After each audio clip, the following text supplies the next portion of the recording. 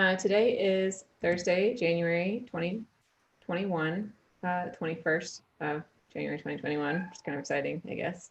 And this is our fortnightly community outreach meeting. We have a couple of items on the agenda, but before we get to that, let's go around and do some quick introductions. I will start. I am Jen Lampton, joining from Oakland, California. I apologize in advance. I have two cats in here, both meowing for some reason, so I don't know what that's all about, but apologize in advance. Let's go to Luke. I am Luke McCormick in San Ramon, California. I do web product and project management, occasional coding, various other random things. I am interested in getting the word about Backdrop out to the world, and I think we're at a particularly exciting point with that. So I'm looking forward to this meeting. Let me throw it over to Matthias. I'm Matthias, living in Switzerland. I do marketing for small business customers and working in the small German community of Backdrop CMS.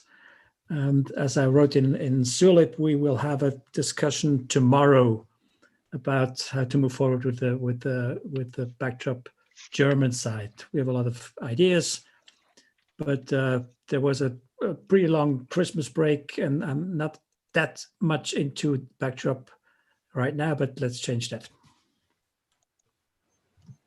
Phil? I am Phil Ward out of Wichita, Kansas. If we could squeeze in some Backdrop upgrade status today, that'd be great. If not, no worries. But for the most part, just kind of here to see how I can help get Backdrop out there in front of more people. Who do we got left here? Savarsi? Okay, be next. My name is Sarvashri, and I'm learning Backdrop, and I'm interested in getting Backdrop easier and easier to use. Leave it there. All right, I think that's everyone. So for the list of things that are relevant right now, Backdrop 118 came out last week, which is pretty exciting. We're hoping to have another release next Wednesday. So this would be our normal follow-up bug fix release, where we would usually rush to fix anything that we found that was horribly broken. We haven't found anything horribly broken, which is good, but there was a security release for Drupal this week. And so we're going to release next Wednesday with the security release that went out today for Drupal. There is a security advisory on our website explaining the situation, and that it will be out next Wednesday. So if we didn't get the last one, we can wait till the update comes out and just do them both at once. Yeah, and then you won't have to do one this week and one next week. BW Panda has been working on our newsletter, which is fantastic. He has a ton of experience doing newsletters, and so I'm super excited that he's offered to pick up ours, because that seems to be a sticky point for us after releases. And Luke did our blog post on 118, so thank you, Luke, for spending the time and energy on that. Let's talk about your thoughts on that now, just to make sure that we get those covered. Sure. Well, it was harder than anticipated, which led me to realize the pieces that I didn't understand, that I want to understand, that I want the world to understand, and so hopefully I can capture sort of my conduit of the things that I didn't know, and put a path to sort of turning that into a pipeline. So 30-second recount of what I need to do to write the blog post. I didn't know I was writing the blog post until you assigned it to me. And I was like, oh, okay, really? I got to do that? Volunteered before. You can turn that down. If I assign something to you on our release checklist and you don't want to do it, feel free to push back and we can find someone else. No. I wanted to do it, but that was part of realizing I wasn't in a great position to do it. It's like having to write a blog post on a release. I had to find out. So what does that mean? What is a release? Because that wasn't really that obvious to me. And I found the released issues and found basically a thread in GitHub about each one. And what I needed to do was coalesce, okay, what are these? And I discovered a process, and let me know if this is for any reason like not the usual process, or if what I experienced this time is different than what typically happens. But for each of these threads, they started off with somebody kind of proposing something they saw as a problem. Here's a problem. Here's something I think is wrong. Here's a solution that I think we can do. And then I'd read through the thread and see various back and forth about which pieces of it. And it always ended up with some bit of code being approved and included into the release. But what I noticed is that there often wasn't a description of what was finally delivered. Like the description in the beginning of what was needed. And then there's code. So for each of these, I had to go through and actually find the code and then kind of compare it to what was suggested and try to like reverse engineer what the feature really was and how it changed things. So this, I wasn't feeling all that much, pity on my process of doing like this little piece of it, but it seemed to suggest a process that might make the whole thing more effective to the outside. So it struck me that if as part of that release process, whoever had proposed the thing in the beginning, or somebody else, but somebody should sort of, when it gets included, write. It doesn't have to be like marketing language, but just bullet points of what it is. We're taking this feature that used to work like this, and the used to work could be nothing. If it's created from scratch, it could be anything. But like, if it's changing something or creating something, it should say, if there was something existing, it should say what it was.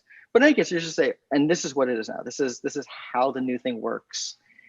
That's different than what the previous release did. Here's, you didn't have this in the previous release, and now you have this, for better or worse. So there, because there's a couple pieces that strike me about that. One is sort of the press release aspect, the newsletter, the blog post, the announcements, saying, here's this new thing.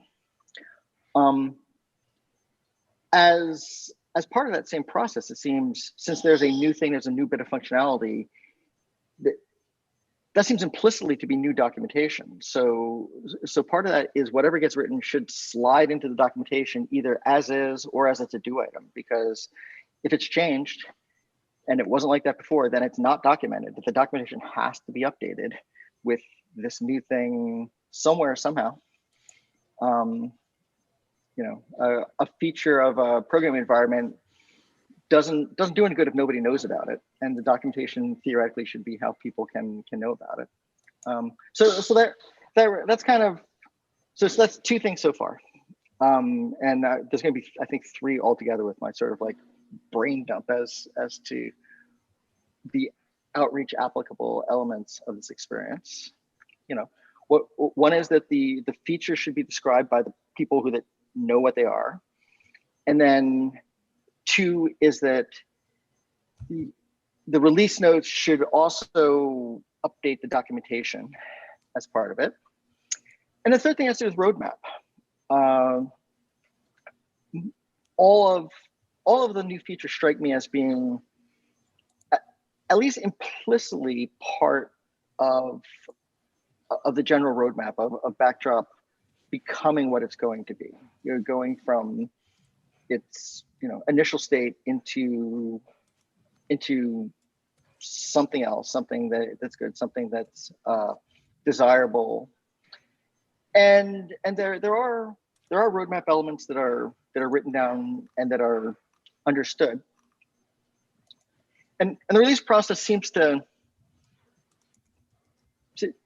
roughly coincide with that. Like the roadmap kind of documents things that that are desired to be, and then the release process shows what actually happens. Those should at some level be the same thing.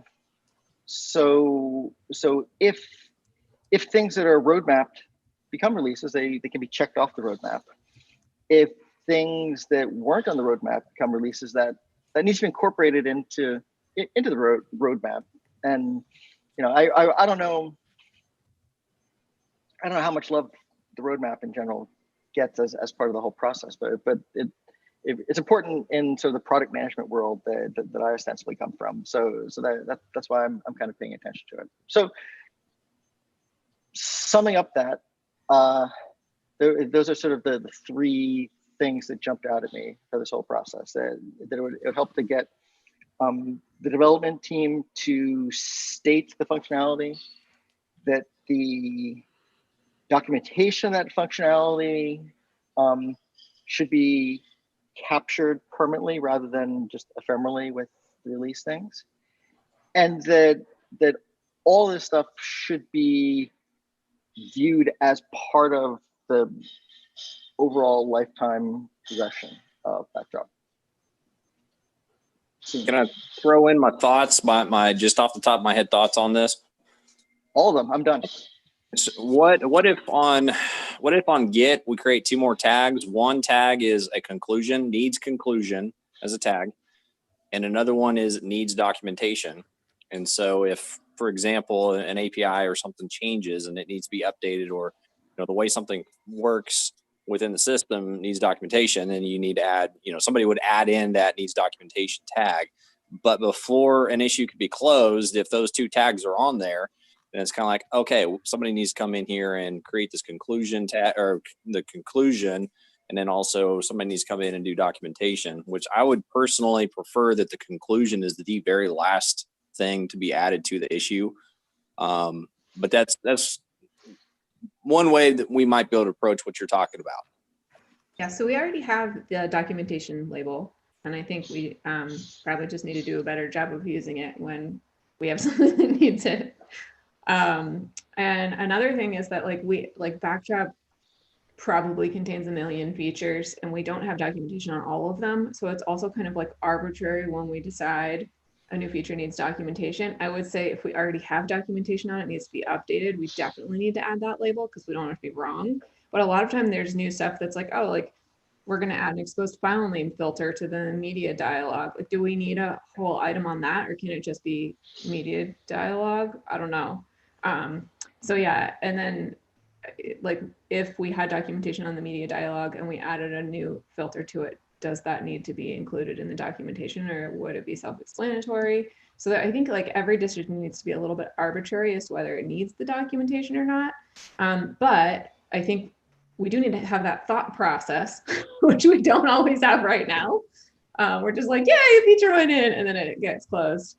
The summary thing, making sure the issue summary is up to date with a conclusion on it, that's something that Drupal has been suffering with forever. It's something that we suffer with even through the lifetime of an issue. When the first person requests it, it's usually like, hey, I want thing X.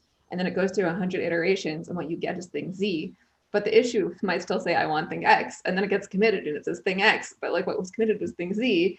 And that's something that I think if you don't look at the issue for a long time, you come back to it, you realize that there's a big disconnect, and you're like, whoa, whoa, whoa, I just read the issue and this thing is nothing like what the issue requested.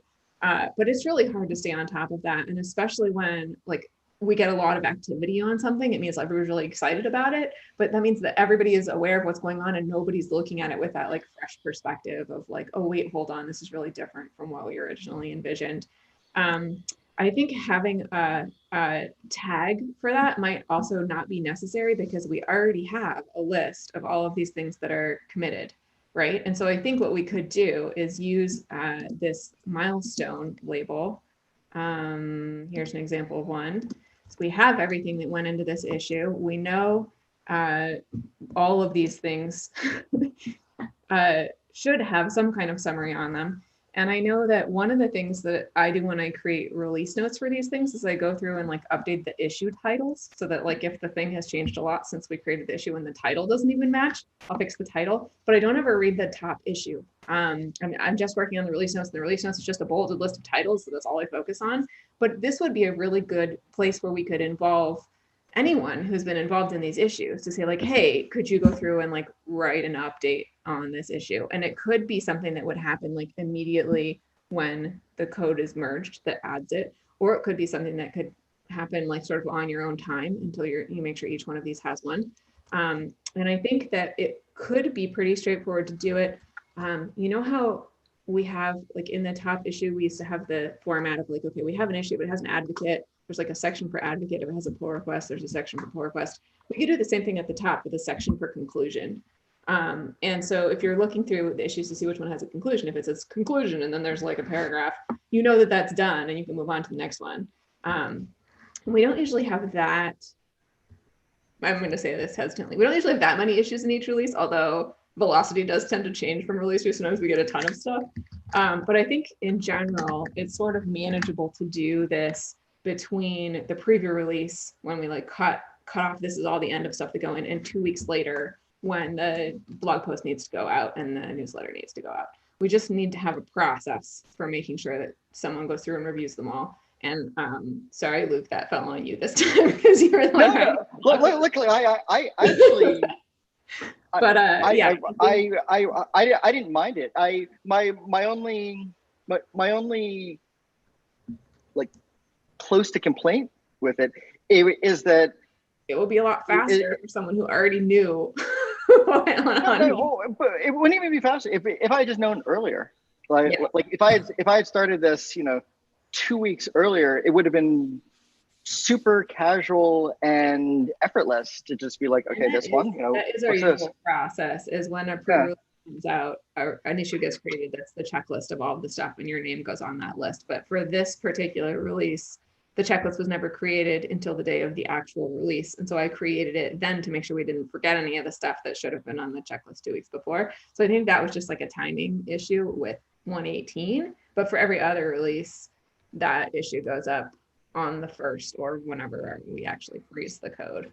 So one of the things that I'm wondering is that would it be an applicable thing? There's a process that I know Amazon does that I've always just loved, which is that when they start a project at Amazon, the very first thing they do, the very first meeting, the product manager who's in charge of that project passes out a press release, like a 2-page thing, as if the project is finished, and everybody reads it, and it has to be something like super exciting. And I mean, they're doing it from marketing perspectives, right? So that there's like different angles there, and if it's not exciting, then they don't bother to do it. Like it has to be something that when you come to a conclusion, you're like, oh yay, this is a great thing.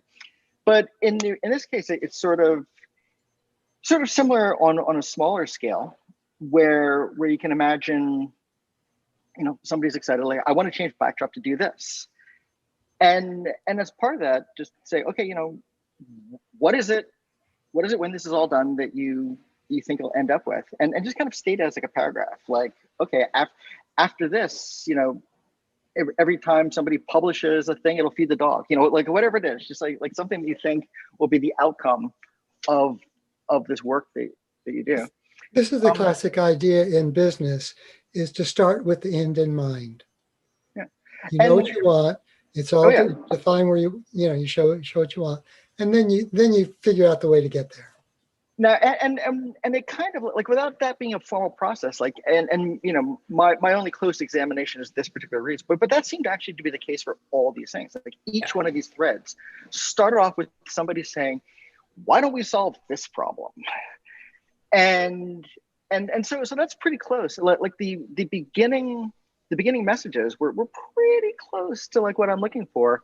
And the only incremental thing I'd have to say is before or as part of this process of actually cutting into the thing, you revisit that first message and like just copy it to the end and be like, okay, here's what we said we were going to do. Like, is that what we did? and you know, if that turns out to be what it ends up with, then you're done. You're like, okay, good. You know, we said we were going to do this. If it has changed a lot though, update and be like, well, we started there, but we ended here, and just have like a description of so what is it that you actually did? So the process of doing these things would basically go to each thread and go to the last message and, you know, copy that text and, you know, So relate it to the rest of the world. we have, I posted a link into the chat here. We have an issue template for a feature request, which I think might be a great place to put this desire for, I don't know if we might call it a press release, but like a new summary feature report or whatever we end up calling it.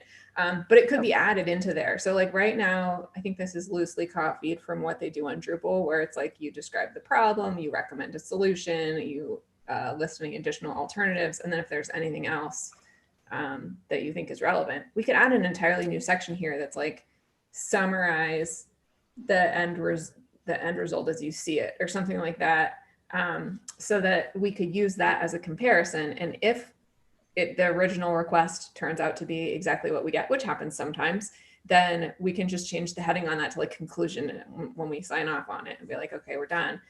But a lot of times it does change. And I think having that moment at the end where we go back and say, is this what we originally stated we wanted, is helpful.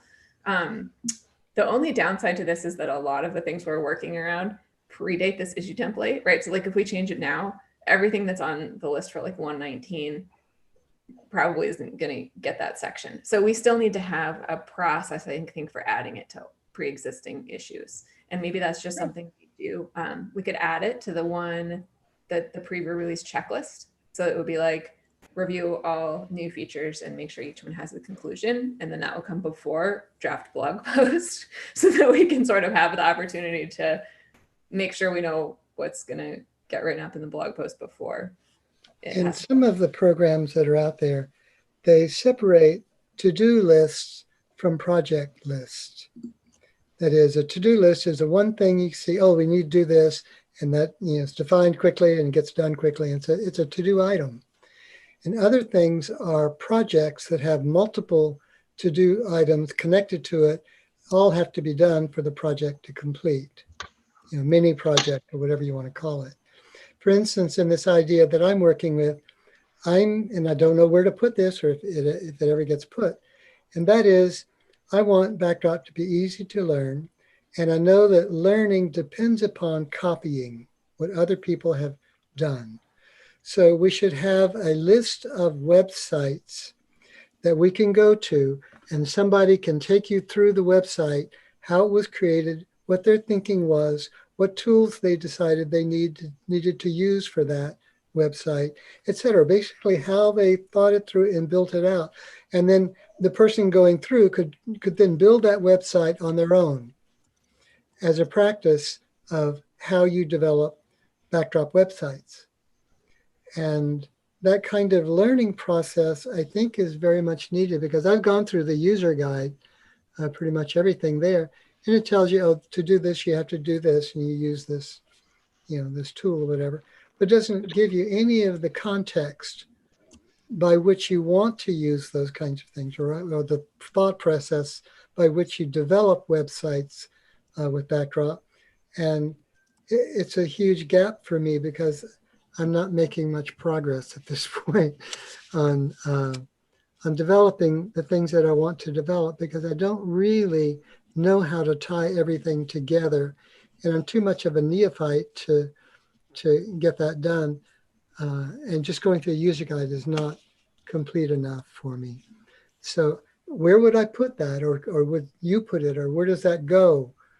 You know, in these Backdrop outreach ideas, where we're developing ideas for outreach, I think making Backdrop really fun to develop with and easy to develop with and to learn to develop with would be a very high mark for Backdrop. And so that should go into some place as a project. Yeah, I mean that ties into what I was saying. I don't want to hijack it. Hopefully I'm not, but the idea of sort of the documentation piece of it and the roadmap piece of it seems like something that can come after the release. So like if we change the process to make the release notes like that, like knowing that these pieces of description of functionality are going to have a lifespan, like after the issue concludes, they're going to go into the announcement, and then at like a time like this, post release, that would be like, oh, look at the, we had to play with the children that we birthed before, right? We've got these 5 or 6 little things, and all right, let's document them. Let's get them into tutorials. Let's figure out how they fit in the roadmap. Let's revise the roadmap so that it gives us an opportunity and an excuse and incentive to like look at these kind of passive things. It's like, okay, now's a good time to take a look at that and make sure it's all still in focus. Essentially, it's like a map. Right. You get to this stage and you do this, get to this stage and do this. So you have a sequence of things that you do when you finish a new iteration of Backdrop. Now we have to do documentation. We want to put it into tutorials, whatever it is, should be a list, steps, a sequence of things that we do to complete the completion. Oh yeah, I mean, and documentation. There's not just like one documentation. Doesn't just mean the manual. It means all the ways that people learn how to do things. So for example, something comes up in Backdrop like a lot is that we have something that we've inherited from Drupal, and we're like, okay, let's finally stop doing this the stupid Drupal way and do something better, right? Like that periodically comes up. And so that actually should trigger kind of 2 documentation changes in that hopefully if it's better, it's easier to learn. So people that aren't familiar with Drupal should be like, okay, here's how to use this simple thing. But in particular, we need to update the important, and Phil talks about this a lot, the important, like, people come from Drupal documentation, be like, okay, look, just so you know, we've changed this. So if you knew this old thing, be alert that it's not going to work the way it did before it has these changes. And I think if those are factored out, if there's a list of them, it becomes less of a stumbling block. The Drupal will go, oh, okay, sure, that's fine. I never liked that thing anyway. Yeah, that would be good for experienced developers. For new people, not as important. Well, yeah, that's why they bifurcate into those 2 market segments. Yeah. This is also a point we will discuss tomorrow at tomorrow's meeting. There's, in my opinion, there's an approach of coming from the module, from the solution. Let's say the media filter, which I'm very happy when this is available. But this is a problem a beginner does not have.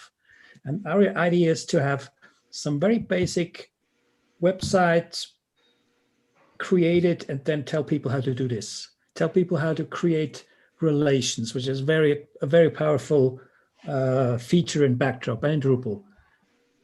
But for us, it's we use it on a daily basis. It's nothing special anymore. But for new users to see the power of related content is not a task you start from the perspective of a module. You start it from the perspective of a scenario, of a user scenario. In some ways, it might be good to have a new user or somebody who doesn't know Backdrop at all sit down with one of you experts. And say, okay, I want you to develop. Here's a website we found on the net. I want you to create this in Backdrop. And so here they are. They go out starting to do something. And they're going to come up with all kinds of questions that you would never think to ask. And you would never think to document. Yeah. Because what we're doing every Monday is called the Module Monday. And all the modules we're presenting are modules who are not that important for beginners. They solve a problem. They solve problems you have when you have been in Backdrop for quite some time. And we're discussing an alternative to have maybe, I don't know, some very simple website or some company, some pizza service, whatever, to create a website from scratch. Yes. Maybe Lots- several without of those. Several of maybe those. without modules.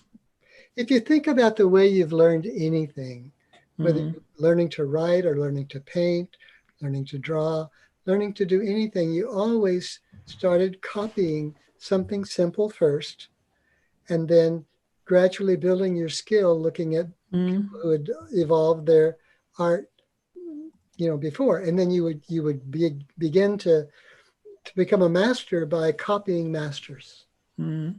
That's the way we always learn. Even as children, we learn by copying our parents. So we learn by copying, and if we can do more of that, have those kinds of simple tutorials available to build simple websites, for instance, Mhm. that would encourage a lot more people to pick up Backdrop instead of Yep. WordPress.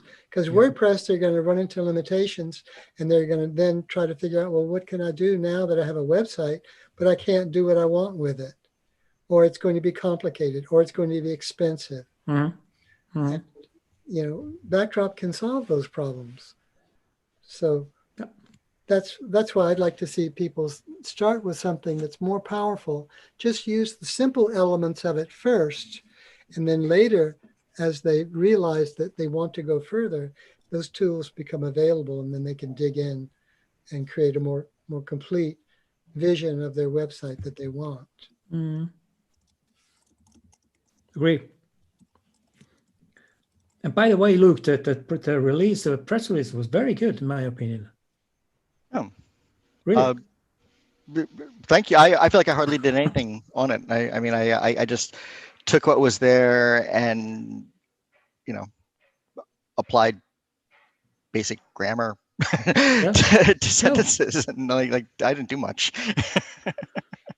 Okay, I did Good, two that makes things. it easy for you. I updated the checklist for the preview release to include a section on reviewing the issues that got merged in. I added 3 bullet points there. One of them is to add the documentation label that needs to be added. One of them is to update the summary to include conclusion. And one of them is to update the title, which is just something I do all the time anyway. I also updated the template for creating a new feature request. So there's now a section at the bottom that says draft a feature description for press release. So if anyone does create a new one, they will at least have the ability to add that from now on. I do think that hopefully the checklist for the feature list will catch all the ones that don't have this in the template for the past. But Luke, thank you for the wonderful recommendations on how to make this easier for everyone going forward. And I'm really excited about hopefully next time this being much easier.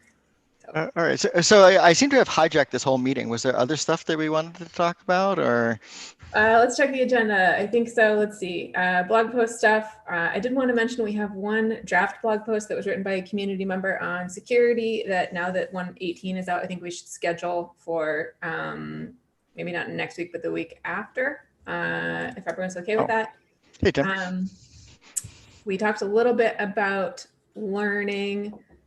I really like your idea, Sarveshri, about having like a beginner and an expert sit down together and talk about how to solve a problem, because I totally agree that when you have to explain something to someone else, you say things that you would never think of writing down yourself if you were by yourself.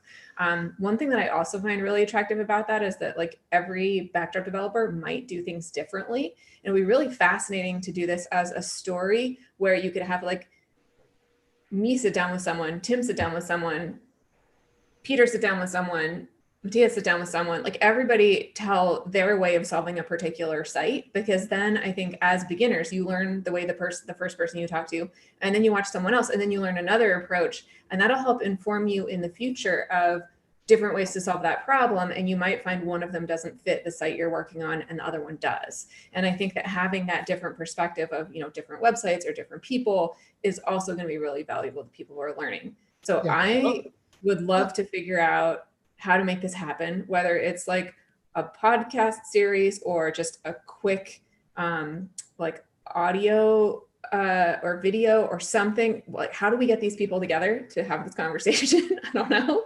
They might be able to do it on Zoom if they have, the thing up, the website up, and 2 people talking back and forth like we're doing now, and they can, just do it on Zoom as a video. If it's easy to do like that, then it could get done. So Okay. Yeah, I love it. suggestion. Tim, I'm not sure how much of this you've heard, but this also could be something that could be useful for a Backdrop user group meeting. It could be something that might fit well there too. Mm-hmm. Yeah, I like the idea. I'm With just scope. like you thinking about the format and how to most Yeah. make it possible. And like, does it require a screen share or is it just a conversation? Yeah, Oh, an interesting idea. Let's see. We're going to talk a little bit more about documentation in the developer meeting. BW Panda has some great recommendations he wants us to talk about. So we'll do that again there. We'll move this item to the next meeting. Backdrop upgrade status. Phil, I know you said you wanted to talk about that today. I don't know if you have anything pressing you need help with or conclusions on, or just in general. I'm pretty much in a holding pattern. I can't do any of the code stuff, the back end code stuff. So I'm pretty much just waiting for somebody to step up and say, hey, yeah, let's collaborate on this and let's get this thing hammered out. As of right now, it's in a broken status. You can only run backup. You can only run that module one time and then it breaks. So it's got a very glaring bug that needs to be addressed. But outside of that, we need to get the basically the telemetry stuff implemented into it, and those are pieces that I myself cannot do. But I just need somebody to say, yeah, let's hammer this out and get it done. So Okay. Is there an issue for that only run it once problem? there is, and the title is a very, very bad title, but I don't know what's actually going on under the hood to be able to rename the title. It's something to do with headers or something. I think it Is it might. in the Drupal queue or the Backdrop queue? It's in the Backdrop queue on Git. Okay. I'm going to send you this link. If you can tell me which issue it is, I'll have a look at that because I'm about to use this on the site anyway, so I might as well work on it. But I'm happy to help with the glaring. I might not help with the integration with telemetry stuff because that might be more time than I have, but I'm happy to help with the critical problem. Okay, and then other things on today's agenda, Backdrop Live. That's coming up in a month and maybe a bit. So I don't know. When is that? March-ish, 15th-ish, maybe. yeah, I think March 15th sounds right. I'm not looking at the date, but Yeah. I think it was 2 months after launch. So right in the mid cycle. Ah, yeah. You scheduled it for the Ides of March and didn't notice that? And just to be absolutely clear, the amount of planning that has went into that is we picked a date. Okay. Yeah. Not a finger has been raised beyond picking a date. Now, we planned the entire previous event in less than 30 days. So Yeah. we're ahead of schedule, but that's scary. I think we could also, Tim, maybe I'll check with you offline about that, but I think we could set up a website with registration pretty quickly and then postpone the rest until later. So Sure. I'm starting to have some more breathing room in my life again. So maybe we can chat about Yeah. setting that up. And the good news is Jen just did a big conference website, so she's knows all the tricks now. I know all the bugs. Wait. All right. I think that's it for today's agenda for outreach. So I'm going to go ahead and turn off the video. You guys can stay here and we will kick off dev meeting in a minute. So thanks everybody for watching outreach. We'll be back.